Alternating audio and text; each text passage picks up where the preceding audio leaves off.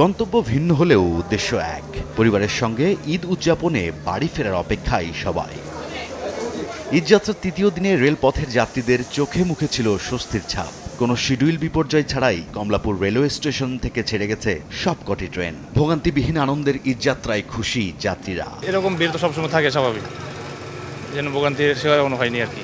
গেটে ticket check করা হচ্ছে যে আসলে টিকিট ছাড়া কেউ উঠছে কিনা, এটাও মনে হয় যে একটা নতুন সংযোজন। আন্দোলনের পরে লম্বা ছুটি, তো নিরাপত্তার মধ্য দিয়ে আমরা এই ছুটিটা কাটাতে পারবো, এটাই কামনা করছি। পরিবারের সাথে অনেকদিন পরে দেখা হলো, একটু ঈদটা ভাগাভাগি করলাম। যদি সবকিছু স্মুথ থাকে তাহলে ছুটিটা দারুণ হবে। বুধবার ঈদযাত্রার সার্বিক পরিস্থিতি পর্যবেক্ষণ ও ঢাকা ভৈরব বাজার ঢাকা রুটের নতুন একজোড়া কমিউটার ট্রেন চালুর উদ্বোধনী অনুষ্ঠানে অংশ নেন রেল উপদেষ্টা মোহাম্মদ ফাউজুল কবির খান। এ সময় টিকিট সংকট দূর করতে ট্রেনের সংখ্যা বাড়ানোর কথা জানান তিনি।